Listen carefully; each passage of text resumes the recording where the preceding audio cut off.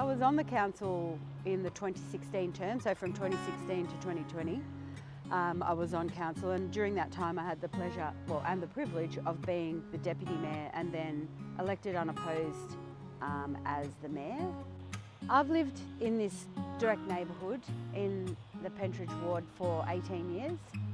My kids were all born here, and I walk my dog here and I shop here, and I know my neighbours well, and that is something that's vitally important to me as a candidate for the Merri-bek elections in the Pentridge ward.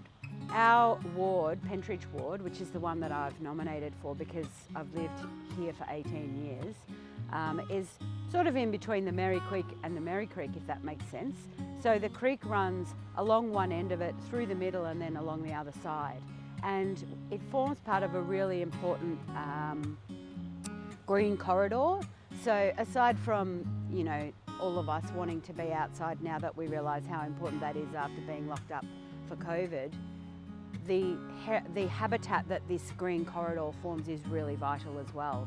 A few minutes ago, a kookaburra flew over, which is delightful. Like, we're 12 k's from the CBD and there's kookaburras here, but a currawong chased it out as well. So there's lots of bird life here, heaps of rainbow lorikeets when all of the natives are blossoming. And I think that what council officers and councillors often find challenging is balancing this kind of infrastructure, which would have cost a pretty penny, with the rates and the roads and the rubbish.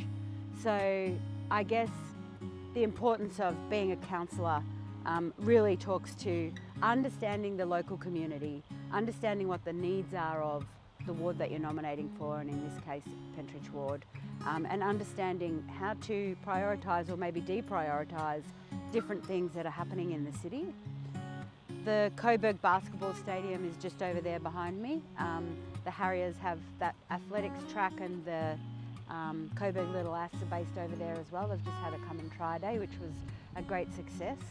And the Coburg Olympic swimming pool, which is our outdoor pool, which was saved by a community campaign as well. And these beautiful wetlands behind me, and the Coburg Lake.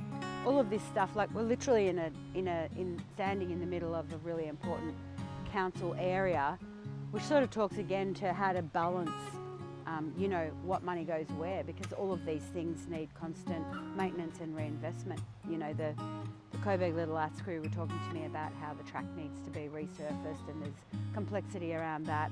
And the stadium is the lease is about to come up. So there's a whole process around what that might look like by the end of next year, which will inevitably be different. And then there's the complexity around the Coburg pool. It's been saved. There was about $1 million, or I think it was $700,000 worth of new tiles put in because it was leaking like a sieve at the time. But imagine if it could be open longer, and what does that look like? Because would it need to be heated, and then do you use gas? Well, I wouldn't think so. But then what about electric heat pumps? And there's this situation over there where all of the water is connected, and there's a very deep diving pool, so heating that deep pool would be almost impossible to do. So how do you work out how to fix that problem? Because I'm local, I understand local issues. Because I'm independent, I won't be swayed by party politics. And because I'm responsible, I will make collaborative decisions, and I will listen to the community. And I want to represent you here at the Pentridge ward of the Merri-bek City.